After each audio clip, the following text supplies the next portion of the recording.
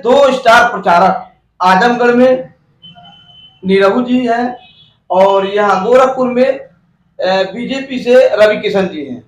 यहाँ इनके टक्कर में काजल निषाद गठबंधन से है और आजमगढ़ में ये गठबंधन से धर्मेंद्र यादव हैं। और ऐसा भी देखा गया है कि निरहू के खास भाई वहां जो है कि धर्मेंद्र यादव का प्रचार कर रहे हैं। ऐसे में चुनावी माहौल क्या होगा, इसकी जानकारी लेने के लिए हम लोगों से बातचीत करने के लिए जर्नलिस्ट से गोल्ड मेडलिस्ट अनिल वर्मा जी हैं और यहाँ श्याम सुंदर जी हैं। अब इनसे हम जानकारी लेते हैं कि आखिर यहाँ क्या होगा। तो भाई साहब बहुत धन्यवाद आपका। देखिए, ये लोकतंत्र है जी, इसमें कोई भी चुनाव लड़ सकता है जी, आप देख रहे होंगे कि पहले भी लोग थे, आप भी लोग जो हैं, जो कलाकार हैं, आर्टिस्ट हैं, भोजपुरी कलाकार हैं, हॉलीवुड बॉलीवुड, ये सब लोग चुनाव लड़ रहे हैं, आजमा रहे हैं। जी, जी, लेकिन जनता को चाहिए कि केवल उनको न देखे जो लोग फेमस हो गए कलाकारी की वजह से, वो देखे कि नेता का गुण किस में विद्यमान है। जी, जी, एक कलाकार जो आता है आपका वोट लेके फिर चला जाता है, वो क्या क्या किया आपके क्षेत्र में, नेताओं का गुण उसके अंदर आया कि नहीं आया, फिर से दोबारा मौका दीजिए। गोरखपुर की बात करें तो योगी जी का गढ़ है वो।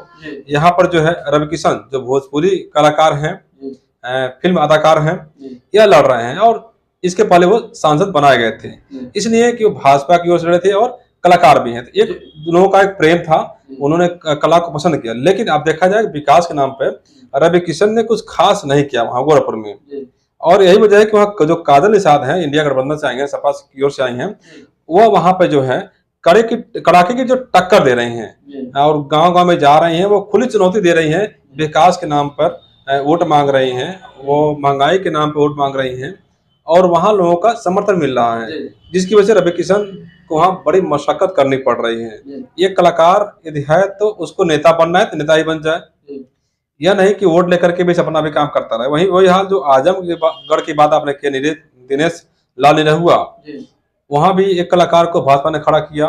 उसके बाद क्या हो रहा है, क्या विकास हो पा रहा है जिस गति से जो नेता विकास कर पा रहा है। यदि नेता का गुण नहीं आ रहा है तो ऐसे लोगों को बदल देना चाहिए, क्योंकि सांसद नीति विधायक नीति पे लोगों को नजर आती है। क्या इसीलिए उनको जिताया जाता है? क्या क्षेत्र की समस्याएं जो होती है उसके लोग क्या किए, सदन में कितनी बार आवाज उठाए, इसको भी देखना चाहिए।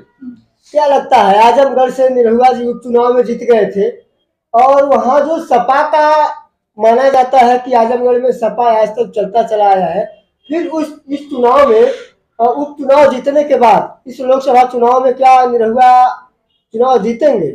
देखिए, एक लहर होती है, उसमें अभी 2014-19 में लहर चली थी मोदी जी की, महंगाई, बेरोजगारी, भ्रष्टाचार के मुद्दे पर लेकर के तो चुनाव जीते थे।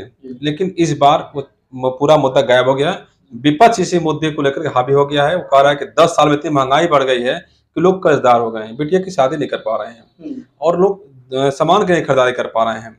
सोना चांदी देख लीजिए कितना महंगा हो गया है। तो इस बार तो कहीं बदलाव वहां देखा जा रहा है कि लोग बदलाव के मूड में हैं।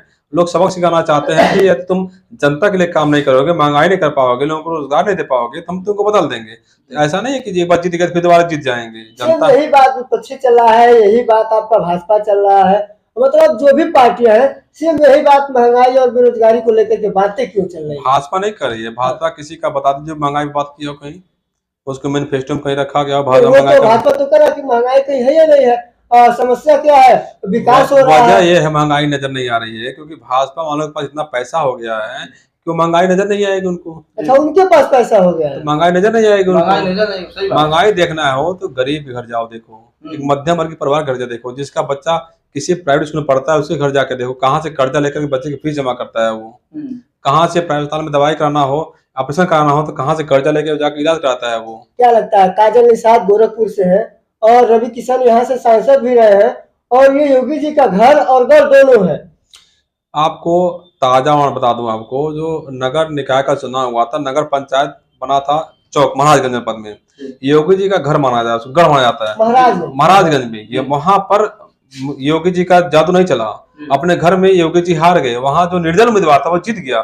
तो ये तो गोरखपुर की बात है, ये तो गोरखपुर की बात है। यहाँ क्या उम्मीद है जीत जाएंगे, बार जीत गए, 2 बार जीत गए, बार बार तो जनता जाएगी नहीं आपको, उम्मीदों पर नहीं खरा उतरेंगे तो कैसे जिताएगी आपको?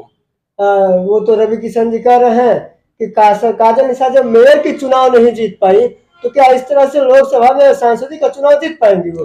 देखिए, हार के बाद जीत होती है। हार के बाद जीत होती है। बहुत से ऐसे उम्मीदवार हैं जो कई बार हारे। आप महाराजगंज जनपद का फरंदा विधानसभा ले लीजिए, वहाँ 3 बार लगातार 200 पोजीशन पर रहे, कांग्रेस से बिंदु चौधरी लड़ रहे थे, हारते गए। मोदी लहर में 2019 में उन्होंने वहाँ के जो बजरंग बहादुर सिंह भाजपा के हैं, कद्दावर नेता और कई बार विधायक रह चुके, उनको हराया उन्होंने।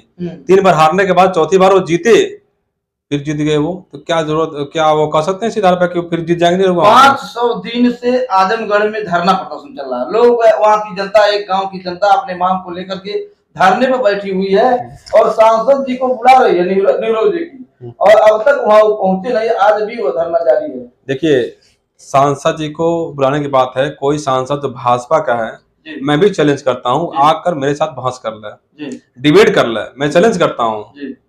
महाराजगंज जनपद में भाजपा के जो सांसद है, 6 बार सांसद रह चुके हैं।